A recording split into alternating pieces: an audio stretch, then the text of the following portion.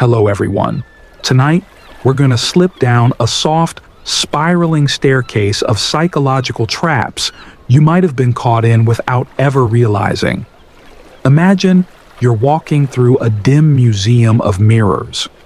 But instead of reflecting your body, each surface bounces back your inner hesitations, your social masks, your default reactions, reflections of the you that only others see. You can either rethink everything or fall asleep without even noticing. So before you get comfortable, take a moment to like the video and subscribe, but only if you really like what I'm doing here. Let me know in the comments where you're listening from and what time it is there. Now, turn down the lights. Maybe crank up the AC for some soft noise. And let's get started tonight. Section 1. You step into the hallway, but you don't remember entering. The walls are sleek, endless, like someone polished glass with existential dread. Every few feet, there's a mirror. You pause in front of one, except it doesn't move when you move. It scratches its chin when you feel unsure. It crosses its arms when you question yourself. It tilts its head when someone else does in the distance. And it hits you. This isn't a reflection. This is a behavioral mimic. What you're watching is the mirror effect, a powerful, often unconscious technique where people imitate each other's gestures, tone, and mannerisms to build rapport. It's often used in social influence and manipulation. Salespeople do it, politicians do it, babies do it, even cats kind of do it, though they'll never admit it. Psychologists have known this for a while. It's part of what makes us human mirror neurons, hardwired from birth to help us connect. You smile, I smile. You yawn, I yawn. You fake enthusiasm, I fake it back and wonder why I feel dead inside by 3p me. And you laugh because your reflection just yawned before you could. Creepy little guy. You walk further down. The air smells like old decisions. Each mirror now shows a version of you slightly altered. One is a little more confident. One laughs at everything. One doesn't blink. You pass a figure who says, "Hey, I love your energy," and your spine buzzes. Not because it's true, but because you just said that to someone 2 hours ago and wondered if it sounded fake. Scientists still argue about how deep the mirror effect goes. Is it emotional empathy or cold manipulation? Is it bonding or social camouflage? A 2021 behavioral study literally called it verbal ventriloquism, which sounds cool until you realize you might be the puppet. And here's the weird part. Studies have shown that we like people who mirror us more, but we also trust them less when we find out they were doing it. So it's like being wooed by a magician, then watching them pull your own heart out of their sleeve and say, "You dropped this." You stop at one mirror that shows you talking to a friend, except the friend is flickering like a broken hologram. Every time they move, you do, not the other way around. The hallway begins to narrow. The mirrors grow taller. You try to stop watching, but your peripheral vision tugs at your brain like a needy app notification. Remember that time you told someone, "I totally get what you mean," even though you didn't. That was the mirror talking.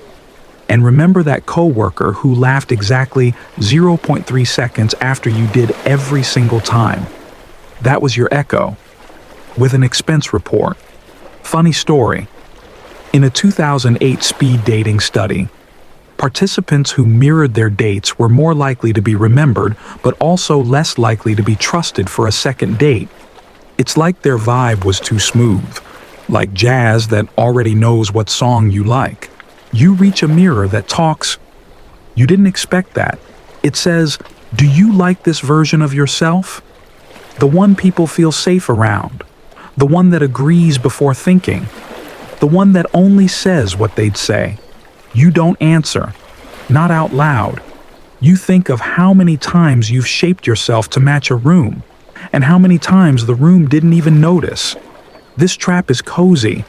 It's the psychological equivalent of wearing your friend's hoodie, familiar, comforting, slightly damp with anxiety. And the worst part, you're not being forced into it. You walked in smiling. Because this isn't just about social survival. This is identity soup. The longer you stir it, the less you remember the original ingredients. You finally look away. The mirror doesn't. Its version of you lingers, still nodding, still saying, totally. There's a soft exit ahead, but as you reach for the curtain, you hear it whisper, you're not escaping. You're just following someone else who did. Section 2. The curtain falls behind you without a sound, like a stage closing on a show you didn't audition for. You're in a new room now. It's quiet, warm, full of amber light, and somewhere in the air just faint enough to itch. Your attention is the smell of toast that never existed. You sit down in a chair that feels like it remembers you. A small glowing screen rises from the floor. No instructions, no labels, just a prompt. What was your third grade teacher's name? Easy. You type it, and the screen flickers, then slowly types back, nope. You try again, frowning. A different name, still wrong. Suddenly, you're not sure if it started with M or S. Did she have red hair, or was that your dentist? And didn't you used to be really good at remembering this stuff? You've just fallen into the false memory trap. This one is slippery because it doesn't announce itself.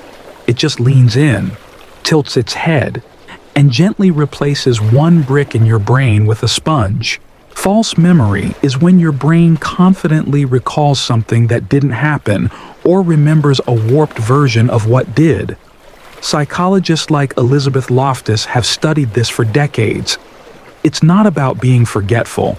It's about how memories get reprocessed every time we recall them, like updating a file that keeps changing its original story. And you, dear dreamer, are the unreliable narrator of your own biography. You turn in your chair. The walls are covered in Polaroids, millions of them. One for every time you swore it definitely happened like this. You walk closer. There you are, standing in line for a movie that came out before you were born. There you are, high-fiving someone who didn't go to your school. There you are, holding a birthday cake, but the age doesn't match your face. Your brain, it seems, has been generous with creative liberties. Weird fact, in 2005, researchers successfully convinced participants that they'd been lost in a mall as a child even when they never had. All it took was a few subtle suggestions and a sprinkle of peer reinforcement. It makes you wonder how many of your childhood memories were just well-illustrated lies your brain told to fill the awkward silences. Philosophers still argue about whether there's even such a thing as an uncorrupted memory. If every recollection is a remix, then who's the DJ playing your greatest hits behind you? A door creaks open. You step through and enter a library, but the books are all your diaries, except you don't remember writing any of them. Page 1. Today I saw the sky in color for the first time. Odd, but poetic. Page 2. I learned to lie today. It tasted like mint. You flip further, only to discover entire conversations you've had with people you never met, dreams you never had, and fears you've definitely denied. And then, tucked into one of the pages, a receipt for an apology you never made. It's disorienting. You feel like a glitch in your own history. But the more you resist, the more your brain insists. This happened. Probably. You try to hold on to something solid, your phone password, your first kiss, your favorite band. But even those flicker. Wait, was it the killers or the cooks? No, the clicks, the clogs. You're spiraling. A soft voice echoes from the ceiling. Just because you remember it doesn't mean it's true. Another voice follows. And just because it's true doesn't mean you remember it. Classic. You sit again, heart slow, eyes glassy. You realize how many arguments you've had fueled entirely by, but I remember you said that you remember misremembering. You just can't remember when. There's comfort here. Strangely, if your past is made of sand, maybe it's okay to reshape it now and then. Maybe forgiving yourself for being wrong is just another way of falling asleep gently.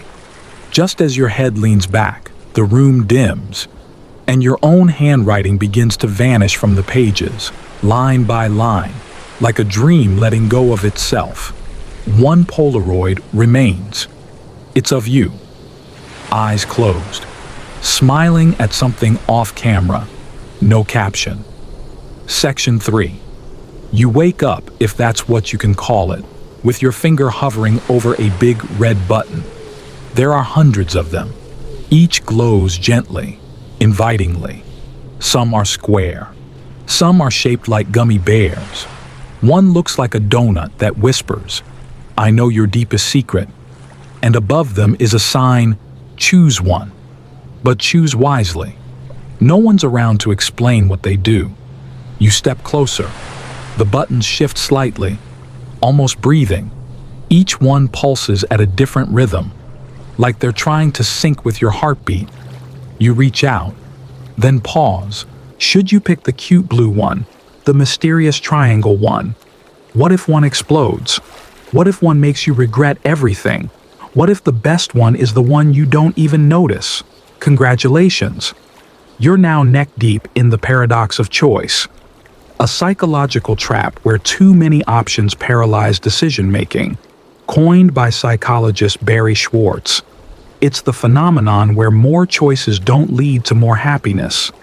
They lead to anxiety, dissatisfaction, and the never-ending fear of missing out on the better thing. Even if you pick something good, you'll still wonder about the rest. The room starts whispering, and it's all in your voice. You could press that one, but what if that one gives you wings? Why settle when you don't even know the full menu? Did you even research these buttons? You laugh? Then stop. That laugh felt rehearsed. You scan the room, hoping for a cheat code, a hint, a glowing best button here. Neon sign. No luck. It reminds you of scrolling through every streaming service for 30 minutes.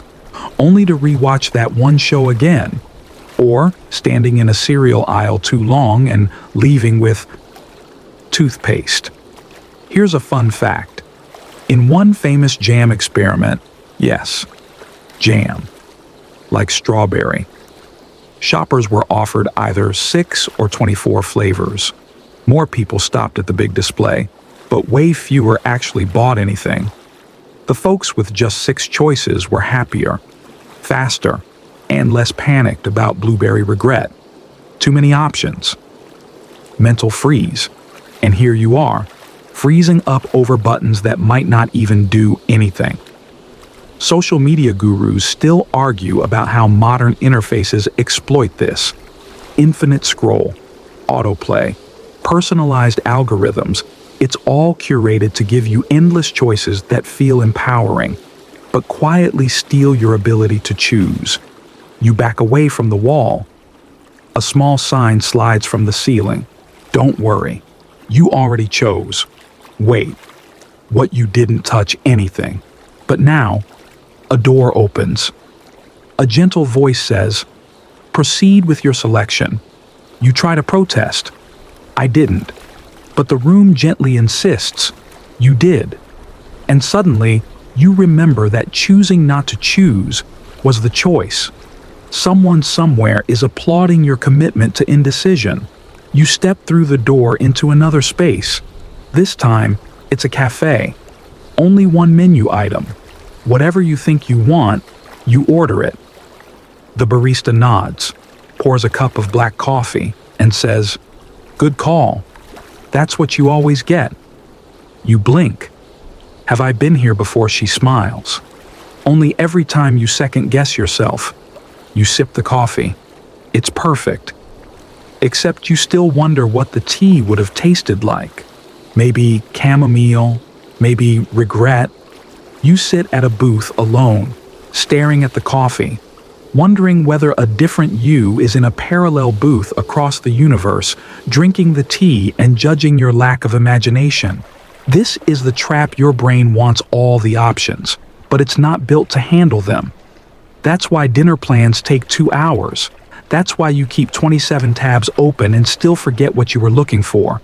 That's why you scroll for shoes you never buy, jobs you never apply to, and cities you imagine moving to just to see what they'd call you at Starbucks. You're not indecisive. You're just overwhelmed by potential. And now, the lights dim, the buttons fade, and in the quiet, one last question hangs in the air like a lullaby.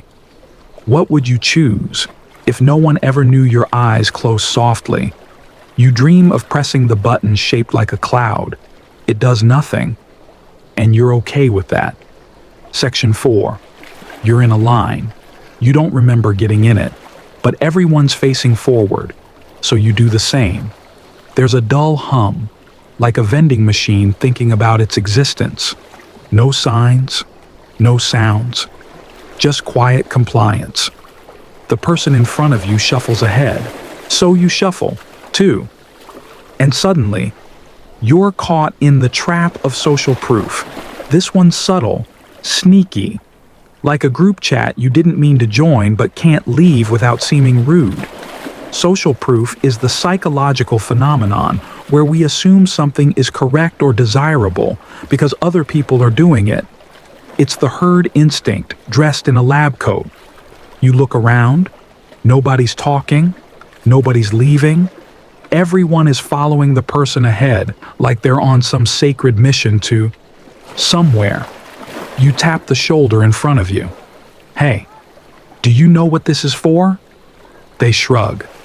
I think it's the line for clarity. You blink. Clarity. Yeah. Or coffee. Same thing. You chuckle, nervously. But you don't leave. Because leaving would be weird. And being weird in public is basically a social crime. Here's a classic study in the 1950s. Psychologist Solomon Asch did experiments where people were asked to match line lengths. When everyone in the group's secret actors gave the wrong answer, the real participants often went along even though they knew it was wrong. Peer pressure works, even with lines about lines. Philosophers still argue about whether this is a survival strategy or a failure of self, maybe both. Following the crowd kept us alive back when "don't eat that berry" meant something. But now it just means you all ended up liking the same mediocre show because everyone else watched it. The line creeps forward. Someone sighs loudly. You copy their sigh before you even realize it. And someone behind you goes, same. You turn around. The person looks just like you, but in a different hoodie. Weird. A soft voice over the loudspeaker says, "Please stay in line. Reassurance is just ahead." You think about breaking away. But what if they know something you don't? This is the same instinct that makes you read the Yelp reviews, even though you know they're half fake and the other half are just from Gary, who's never satisfied. You check your phone, no signal. You check again, still no signal. But you notice the person in front of you doing the same thing 5 seconds ago. Monkey see, monkey do. Monkey doom scroll. Suddenly, a flash mob breaks out 3 lines over. They're doing the Macarena. Nobody joins, except one guy. He dances halfway through, stops, looks around, then slinks back to his line like it never happened. You feel secondhand embarrassment. Why? Because going rogue in a group is risky. Standing out, you're target. Blending in, you're safe. Even in dreams. Even in subconscious theater lines for imaginary clarity. But let's get real. How many decisions have you made in your life because other people were doing it? The major you picked, The restaurant you picked, the jeans you bought, the trend you hated at first and then pretended you discovered. You're not fake, you're adaptive. We all are. And the system knows it. That's why videos show X million views, why products say bestseller, why phrases like people also bought work. They don't tell you what's good, they just tell you what everyone else liked. And somehow, that's enough. The line moves.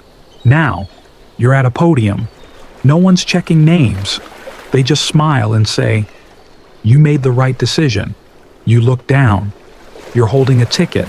It says exactly what you expected. A bell rings. You're guided through a velvet curtain into a room full of chairs identical, evenly spaced, all facing a blank screen. Everyone sits. So you sit. You don't even ask what's playing. You just wait for it to start, because part of you still trusts the crowd, even when the crowd is asleep. And then, slowly, the screen lights up. A mirror, a hallway, a button. It's you, following yourself, following everyone else, following no one at all. And behind you, someone whispers, "This part always gets me." Section 5. You're in a room. At least, you think it's a room. The walls are fog. The floor is suggestion. The ceiling doesn't exist, just an open dome of static stars that blink when you blink. In the distance, someone screams. Everyone turns to look. So do you. And that's when you see it, a shadow crawling along the mist, spindly and vague, like a nightmare drawn by a child. You didn't notice it before, but now that everyone's panicking, you see it perfectly. Welcome to the contagion of perception, a trap where your senses aren't just yours. They're socialized, networked, and disturbingly programmable. It's the classic case of, I didn't see it until they saw it, and now you can't unsee it. There's a psychological term for this collective attention bias. It's when your awareness zeroes in on what the group is noticing, sometimes called social amplification. It's why one cough in a room can spark an entire symphony of sniffles. It's why you yawn when someone else does. And why you screamed at that movie scene you weren't even looking at, because the crowd did first.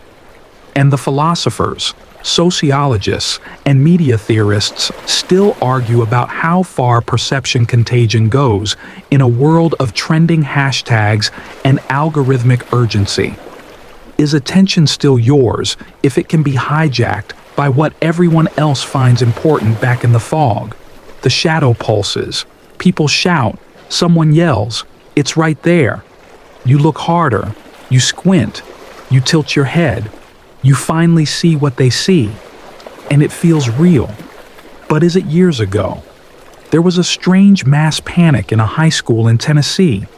Students started collapsing, experiencing mysterious symptoms after one girl fainted. Health experts rushed in, tested everything. Conclusion: mass psychogenic illness. No virus, just vibes. Bad, contagious vibes. You inch closer to the shadow.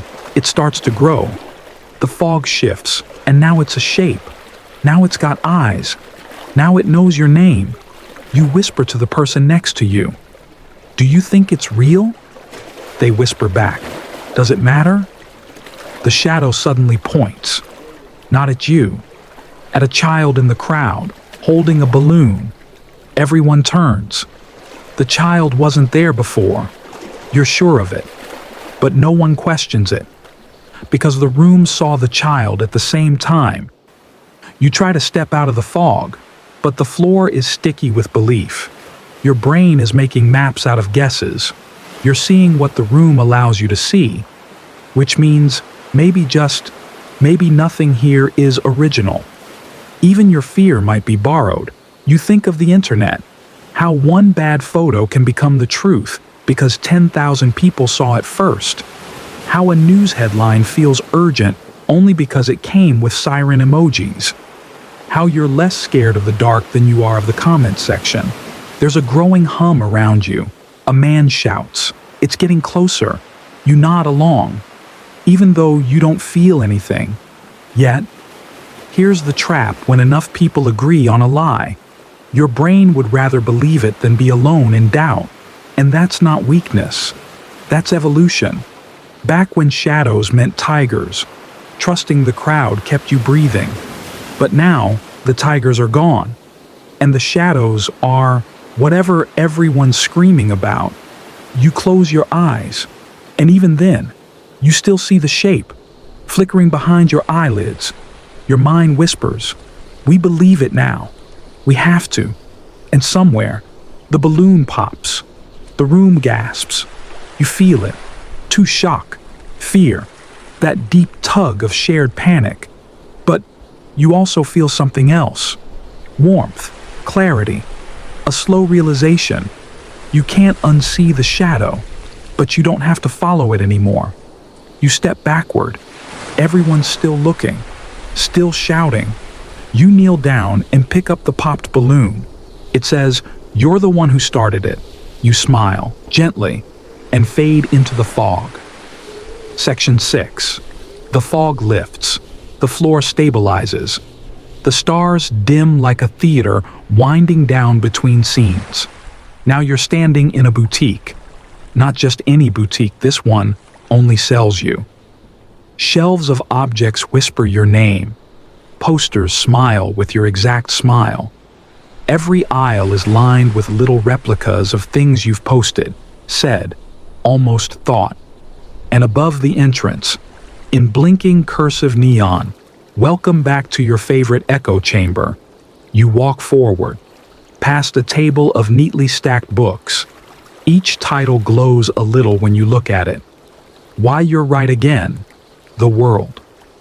According to you. The other side is wrong. Volume infinity. The clerk waves. She's wearing your shirt, your tone, your exact brand of skepticism, like she's been practicing in front of your mirror. "Big day," she says. "We just got a fresh shipment of opinions you already agree with." You're now inside the gilded loop of confirmation bias, the psychological trap where your mind seeks, interprets, and remembers information in a way that confirms what it already believes. It filters reality through a cozy blanket of "I knew it," leaving anything unfamiliar to rot in the corner of your cognition. It's not laziness. It's efficiency.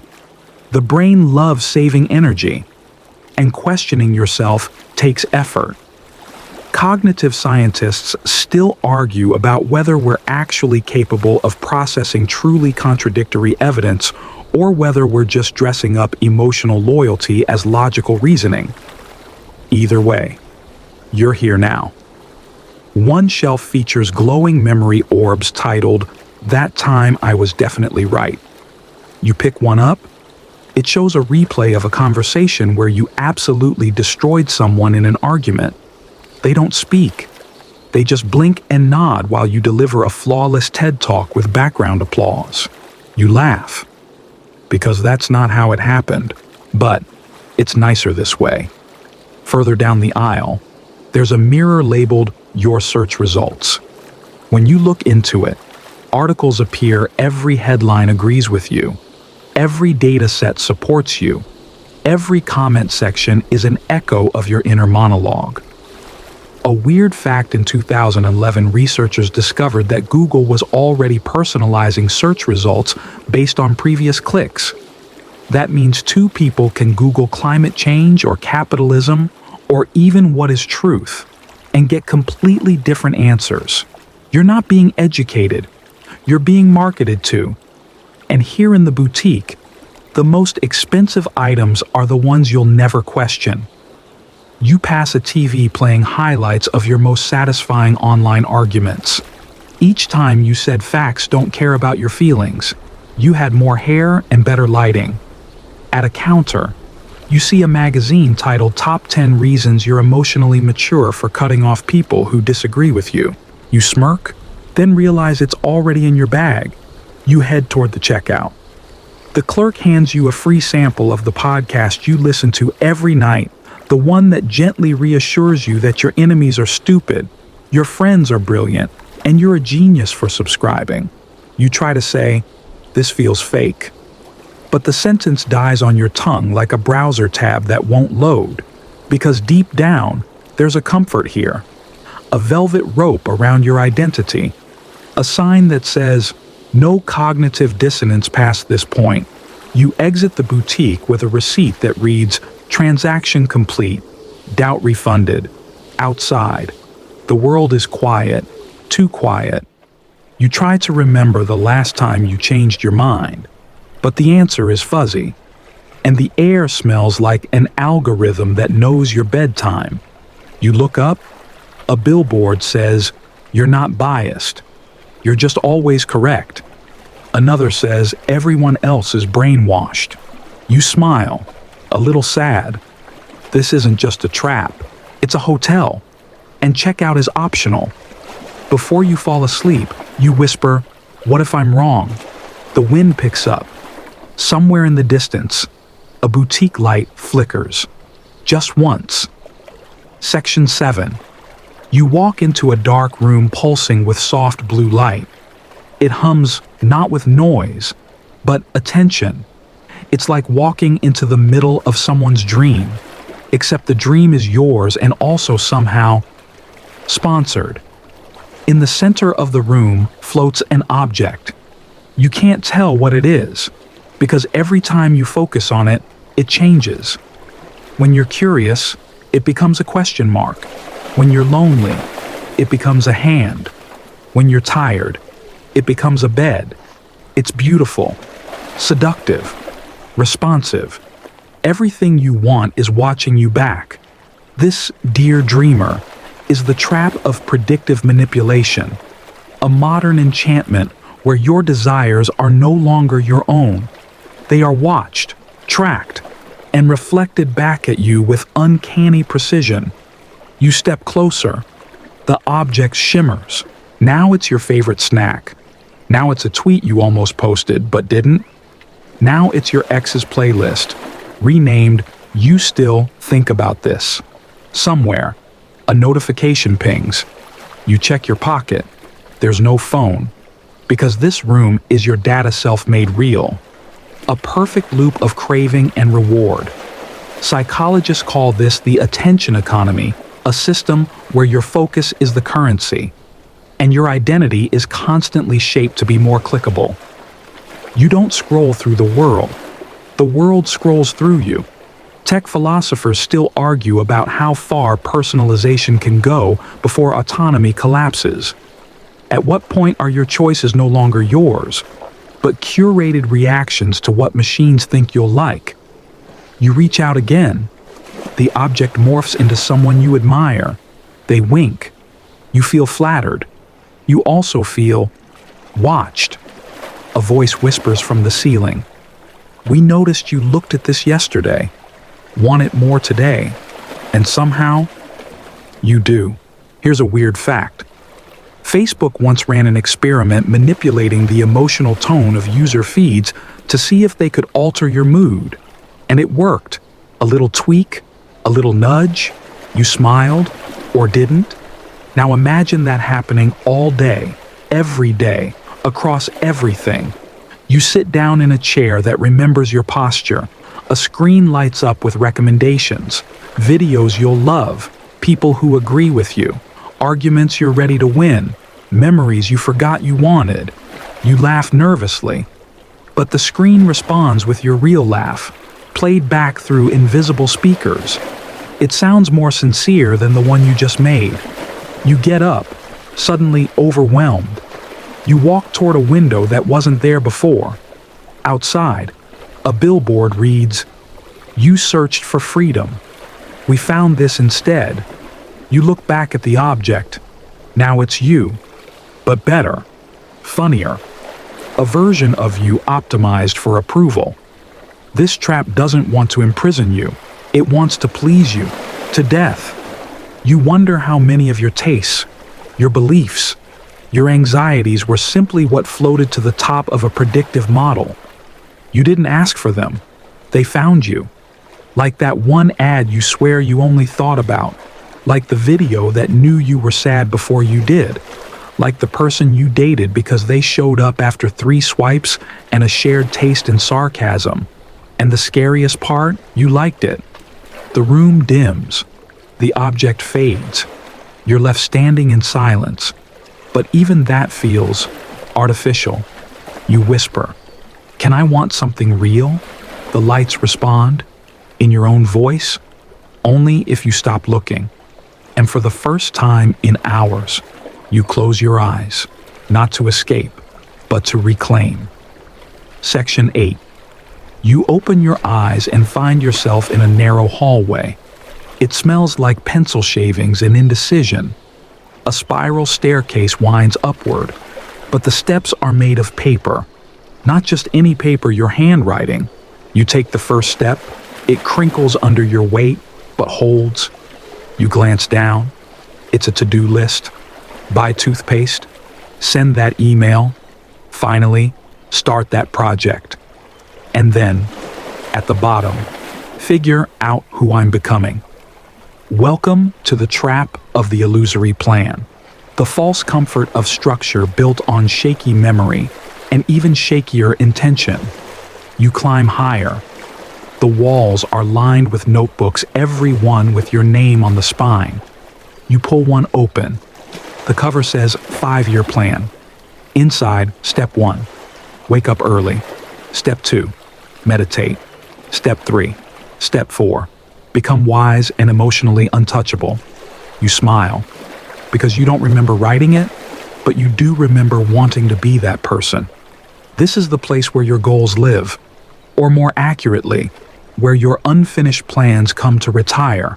In psychology, this is called the sunk cost fallacy, the mental trap where you continue investing in something, not because it's working, but because you've already invested so much time or effort into it. Behavioral economists still argue about how this shapes our careers, relationships, even who we pretend to be in social settings. Are we making decisions, or just protecting old ones? You reach a landing. It's a quiet study room with a desk, and on that desk, a single open journal. The pages are dated, in the future. You read, "Today, I finally took control. Today, I forgave myself for not becoming that version of me. Today, I learned that the plan isn't the point." You feel a lump rise in your throat, because even though these are future pages, the handwriting is tired, familiar, hopeful. Suddenly, a drawer opens on its own. Inside is a small index card. You pick it up. It reads, "You're not late. You're just early for something else." And you laugh, not because it's funny, but because it feels like someone finally let you off the hook. You remember that time you kept a planner for 2 weeks, then abandoned it out of shame. You remember downloading 5 productivity apps in one day, only to forget where you saved the passwords. You remember thinking, "If I don't finish this plan, I'll never be who I'm supposed to be." And yet, here you are, you, still breathing, still unfolding, still somewhere between intention and acceptance. The lights flicker. A chalkboard appears, covered in erased equations. You squint and see the remnants of words like career, legacy, and protein intake. And just beneath the dust, faintly etched in your own handwriting, you're allowed to change the story. You walk to the edge of the room. Another staircase waits. These steps are blank. No writing, no plan, just soft space. You hesitate. You've never climbed without knowing the destination. But tonight, maybe that's okay. You place your foot on the first blank step. It holds. And from somewhere deep inside you, a forgotten version of yourself whispers, "You're not behind. You're just between chapters." You climb. Not because you have to, but because this time, you want to. Section 9. The steps vanish behind you like a dream you didn't write down fast enough. You find yourself on a walkway, long, narrow. glowing beneath your feet. Each time you take a step, a new tile appears ahead. Just one. Only ever one. You keep walking. You try to look behind you, but it's gone. All of it. Only the endless path ahead, tile by tile. This is the trap of infinite reward, a psychological loop crafted from the same architecture that powers every slot machine, social media app, and blinking notification in your life. You're now inside the logic of variable intermittent reinforcement, a term from behaviorist B.F.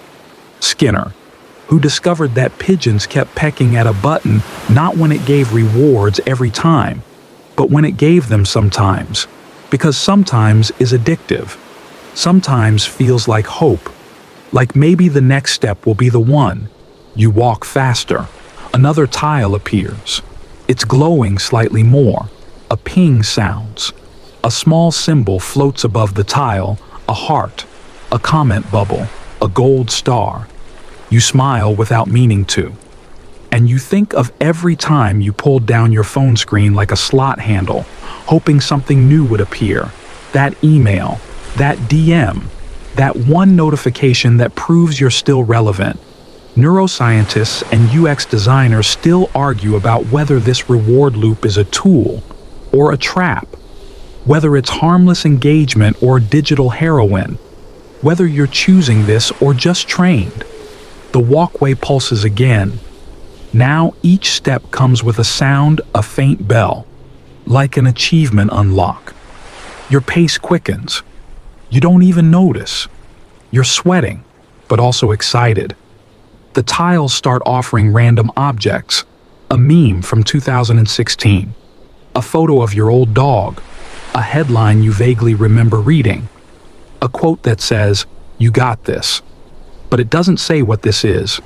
You laugh, then frown. You've been here a long time. You try to stop, but nothing appears unless you keep walking. So you keep walking.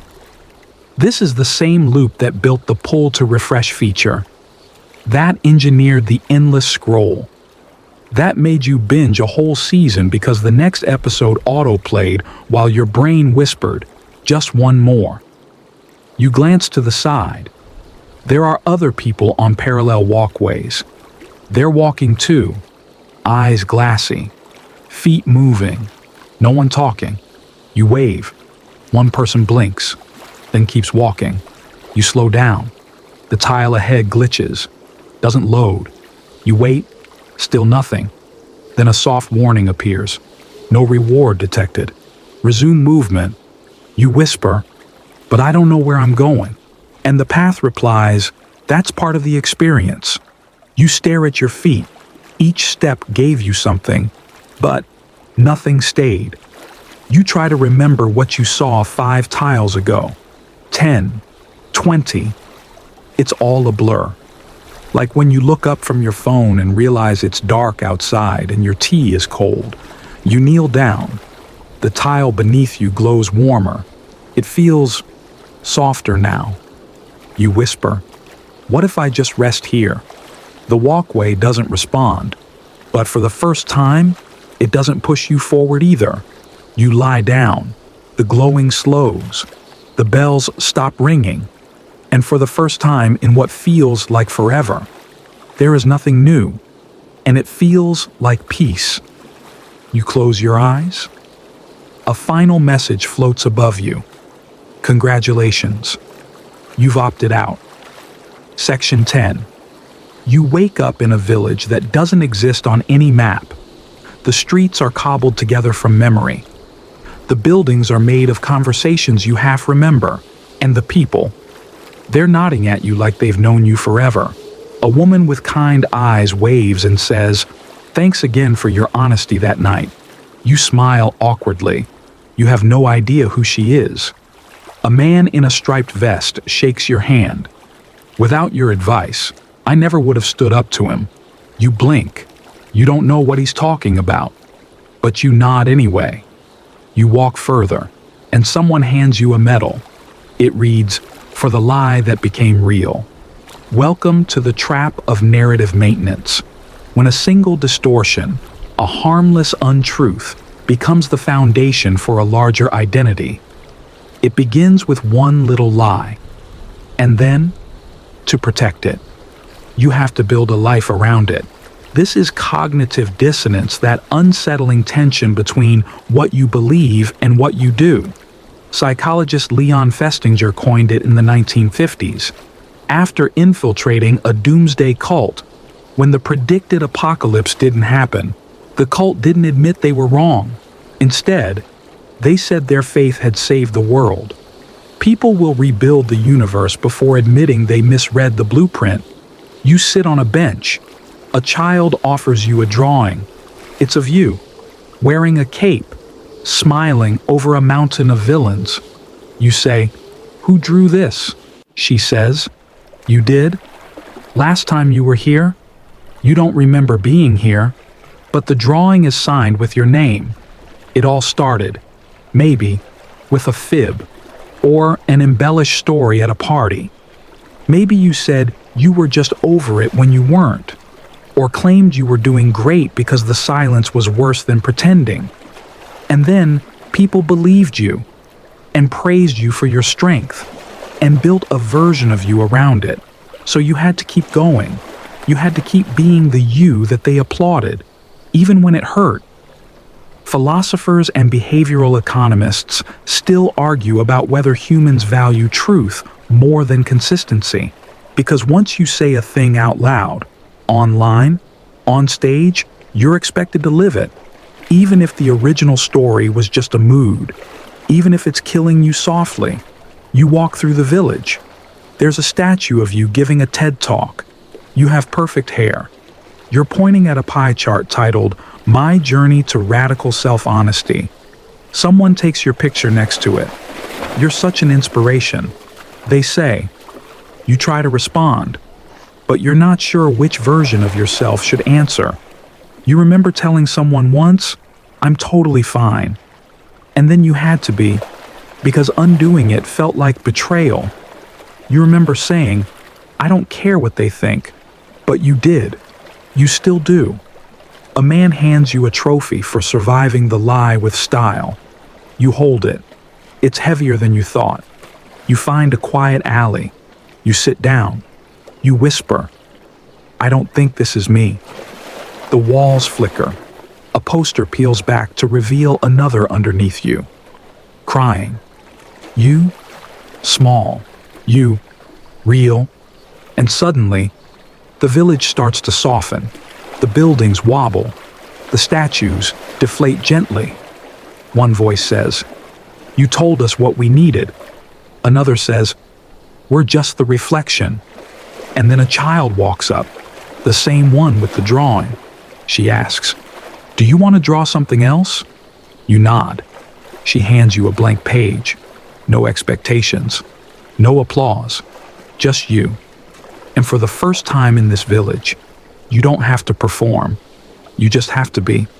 Section 11. It's dark now. Not spooky. Dark more like the warm kind of darkness that softens the edges of things. You're walking through a quiet neighborhood. Every house has its porch light on. Every window glows like someone left the past running on low power mode. You feel watched, not threatened, just observed. You pass a mailbox. Your name is on it. But the street sign reads, "Private Data Lane." You stop. In front of you stands a figure, not quite a stranger. They're wearing a hoodie you used to own, shoes you lost in a move, eyes that seem to remember things about you that you'd forgotten. They smile gently and say, "Your middle school email password was your pet's name, right?" You blink. Then they whisper the answer, correctly. Welcome to the trap of erased privacy, the unsettling space where you still feel like an individual, but the digital version of you has already been sold, shared, sorted, and shaped. You look down at your hand. There's a phone glowing with a history you never cleared. Tabs open to things you forgot you searched. A calm voice in the distance says, "This version of you is always logged in." You're inside a psychological paradox now, the illusion of anonymity. Even when you're alone, you're still broadcasting. Cyber ethicists and futurists still argue about whether privacy is a basic right or a quaint illusion from before the age of cookies and cameras. You glance back at the figure. They're holding a folder titled Your Likes, Subtweets, and Late Night Scrolls. They flip through it like it's your diary, your face, your birthdays. That playlist you made titled I'm Fine But Sad. They nod. That one helped us recommend the breakup songs you liked. You take a step back. They're not threatening. They're just accurate. You try to speak, but they already start answering. Yes, we knew you'd want Thai food tonight. Yes, we noticed you hesitated before liking that photo. Yes, your insomnia pattern spikes near your ex's birthday. You laugh nervously. They laugh back, same tone, same rhythm. It's eerie, like meeting a search engine that got too attached. They hand you a small envelope. It says, "Open when you finally unplug." You ask, "When will that be?" They shrug, "Up to you." But most people never do. You look around. Now you notice tiny cameras on the corners of the houses, digital footprints glowing faintly on the sidewalk, a lamppost labeled, "This street remembers you better than your parents." Here's a weird fact. In 2014, a tech company admitted their smart TVs were listening to living room conversations, not to spy, just to improve recommendations, because that's how it always starts, with convenience, and ends with a stranger knowing your Spotify shame and your 2 a.m. existential Google spiral. You whisper, "Can I delete this version of me?" The figure shakes their head, but you can ignore it for a while. And suddenly, a hush falls over the street. The lights dim. You find yourself holding the envelope. It's warm. It smells faintly like the inside of a laptop. You close your eyes and picture a field, somewhere untagged, with no signal, no push notifications, just you, unsearched, untracked, unwatched. You sigh, the figure fades, and the neighborhood gently forgets you, just for now. Section 12. You're standing at a fork in the road. Classic setup. 2 paths, one left, one right. Fog rolls gently over both. Neither looks more inviting. Neither looks more dangerous. There's no sign, no guide, no helpful squirrel offering cryptic wisdom. You just stand there, waiting to feel something. Then, on the dirt in front of the left path, you spot something carved. This was always your path. You raise an eyebrow. Turn to the right path. It says the same thing. You laugh, not because it's funny, because it's familiar. You're now caught in the trap of hindsight bias, that comforting illusion that things were always meant to turn out exactly the way they did. You know the feeling. I knew that would happen. I had a gut feeling all along. I saw the signs. You didn't. But your brain wants a story, so it builds one complete, with clues, foreshadowing, and plot armor. Cognitive scientists still argue about whether free will exists in any real sense or whether we're just narrating a sequence of inevitabilities after the fact. You kneel by the fork, tracing the words in the dirt. Then, behind you, a voice says, "Technically, you've already picked." You turn. It's not a person. It's you, older, maybe wiser, maybe just smug. They smile and say, "You'll walk left. You always do." You squint. "How do you know I remember?" And that's the trap, isn't it? Memory is a rewind button with added subtitles. Everything makes sense after it's happened.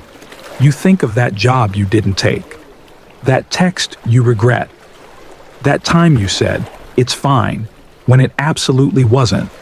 And now, in your mind, it was always going to go this way. Because to believe otherwise would mean sitting with chaos, with randomness, with the fact that maybe there was no plan at all. You step toward the right path, just to see what happens. Your other self shrugs. You can try, but you'll end up left anyway. You stop. Not because they're right, but because, what if they are? A weird study once showed that people who were asked to predict outcomes of random events later believed they had known the answers all along even when they hadn't.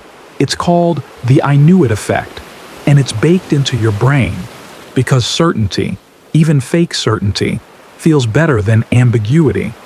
You sit at the fork, watch the fog, listen to the stillness. What if the choice you think you made was never a choice at all? What if the road didn't matter? What if you're justifying something that was always going to happen? Your future self walks past and says, "You'll see. One day, this will make sense." You shout, "That's what I'm afraid of." They keep walking. You stand up. Then, instead of choosing either path, you turn around. There's a third road now. A dirt path covered in weeds. Half-formed, winding off into nothing. It has no writing, no reassurance, no one telling you it was ever yours. It's ugly, uncomfortable, but it's unclaimed. You step forward, no confirmation, no guidance, just movement. And that feels real. No fate, no flashback montage. Just footsteps in a place you're not sure you belong yet. And behind you, a new message begins to carve itself into the ground. You chose. No one saw it coming. Section 13.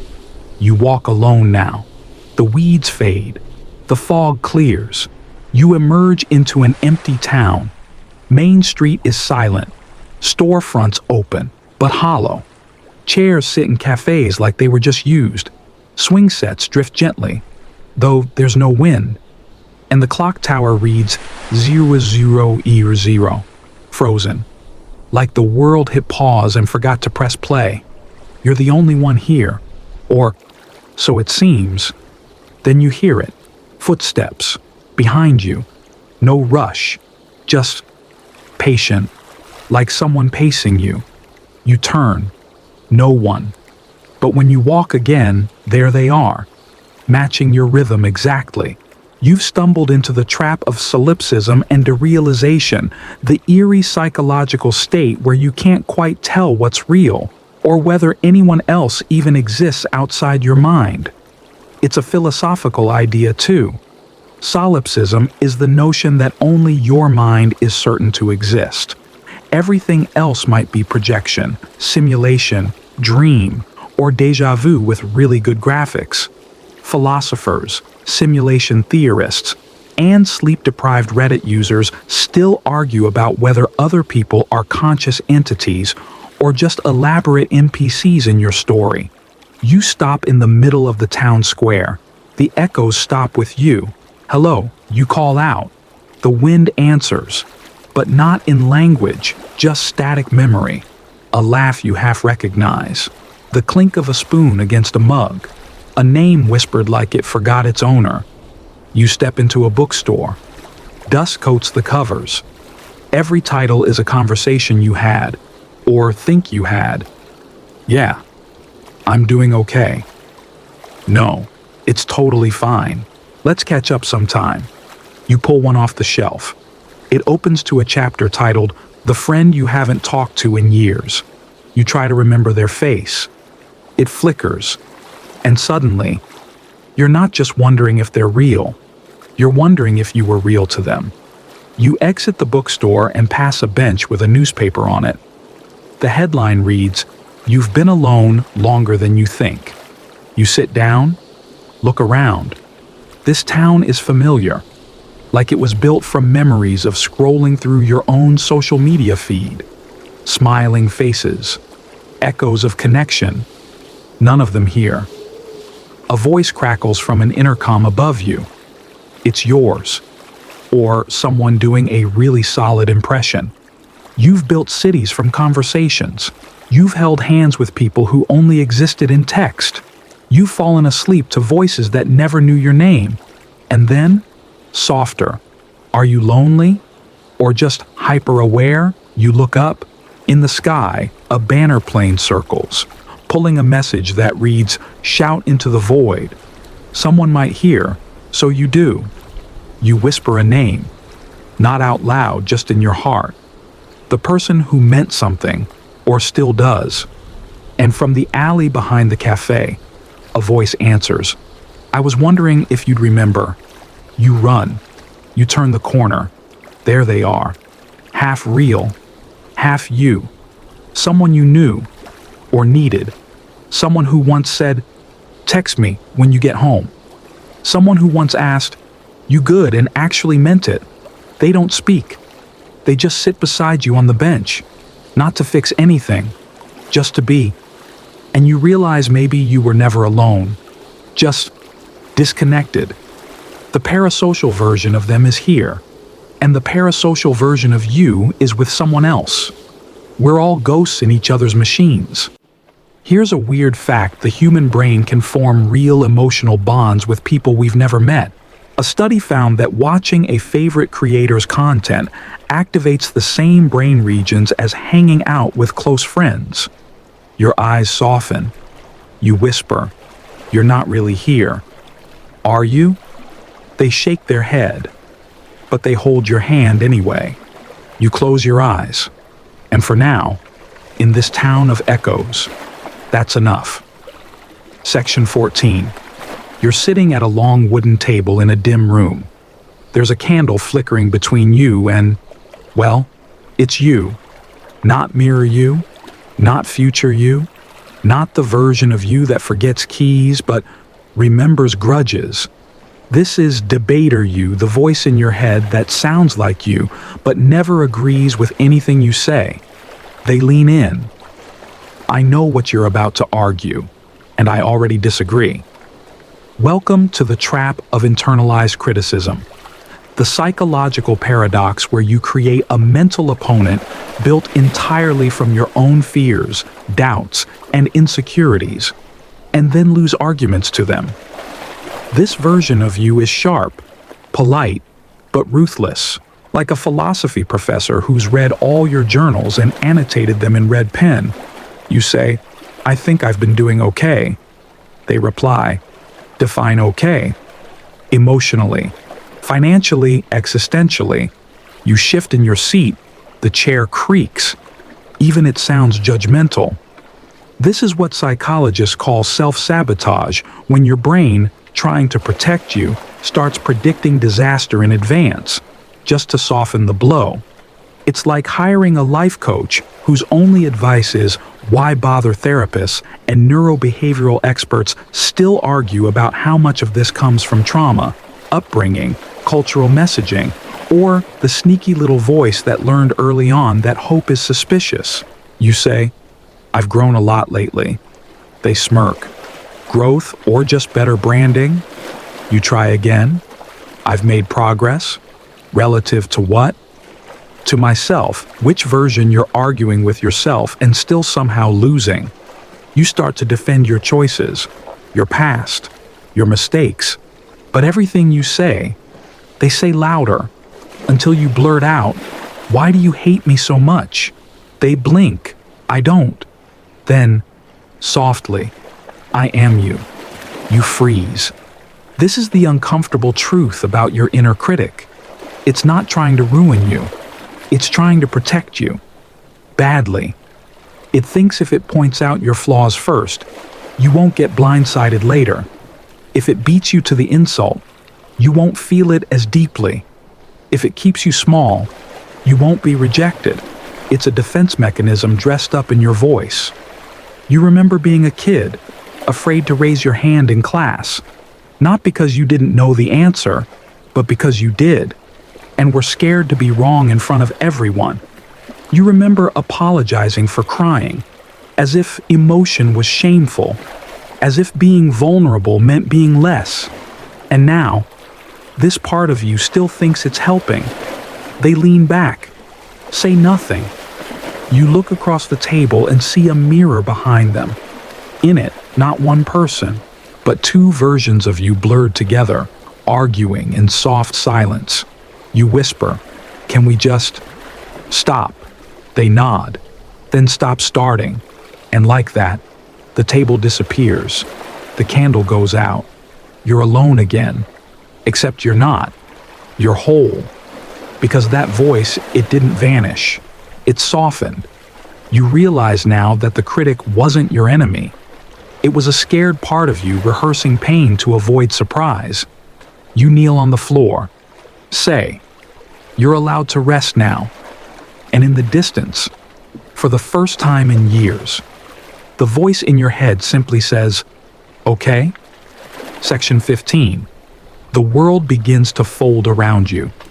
Not in a chaotic way, more like a blanket being pulled over the day. Corners of thought tucking themselves in. Lights dimming. Sound softening like a sigh after the last line of a story. You're back where you started, the mirror maze. Only this time, the reflections aren't trying to match you. They're just there, watching, waiting. You step inside and realize none of them are quite you, but all of them were. There's the version of you that said yes when you meant no. The one who clung to something just because it was familiar. The one who hit refresh again and again, hoping the world would change just enough to make sense. And then, in the center of the maze, there's a mirror with no image. Just a doorway. You walk through. On the other side is a quiet shoreline at night. No sound but distant waves. No light but the kind that doesn't need to explain itself. This is the last trap, or maybe the first. The loop of the self, where everything you've learned, unlearned, feared, hoped, sabotaged, and survived folds in on itself. You step onto the beach. There's someone waiting. It's you, but not mirrored, not inverted, just present. They hand you something small, a marble. Inside, it's swirling with every scene you've walked through tonight. The boutique, the fork in the road, the shadow, the voice that sounded like yours, the digital ghosts, the critic who only ever wanted to protect you. It all spins slowly, then calms. You look at this version of you. They ask, "So, are we done?" You sit together in the sand, not to analyze, not to fix, just to witness. Here's the secret no one tells you. Most traps aren't cages. They're mirrors. They only hold you if you don't look closely enough. You stare at the marble. It doesn't glow. It doesn't pulse. It just exists. And so do you. A soft wind lifts from the sea. You hear something. Maybe a voice. Maybe your breath. Maybe both say, "You were never meant to escape. You were meant to understand." The sky above folds into the stars. The stars fold into dreams. The dreams fold into silence. You lie down in the sand, beside yourself. And for once, you both stop talking, just listening, just being. The waves don't crash. They whisper, like they've known you longer than time. And with your last waking thought, you realize the trap has no door, because there's nowhere left to go. You've arrived, here, now, exactly where you are, exactly who you've always been. Section in tonight. You traveled through the deepest traps of the human mind, places not of horror, but of subtle entanglement. A mirror maze where every reflection was a version of you molded by mimicry and expectation. A foggy village built on lies too small to notice until they took shape. A never-ending walkway of digital reward. An aisle of opinions packaged as identity. You met your inner critic and your idealized self. You debated fake choices, doubted real memories, followed crowds into silence. You uncovered the illusions behind social proof, confirmation bias, attention economies, and the false comfort of neatly labeled plans. You walked into your data shadow and watched it wave back. You passed through parasocial towns built from borrowed voices, and somewhere, along a dirt path no one carved for you, you stepped into truth. The traps didn't cage you. They simply reflected you back at yourself, distorted, layered, unfinished. But you walked through them anyway, because that's what you do. Even when sleep feels like a slow surrender, even when thought loops try to catch you mid-yawn, now, as the last image fades and the night folds in around you like soft static, you can let go. Not because everything is solved, but because not everything has to be close your eyes. No judgment, no algorithms, just breath, just quiet, just you.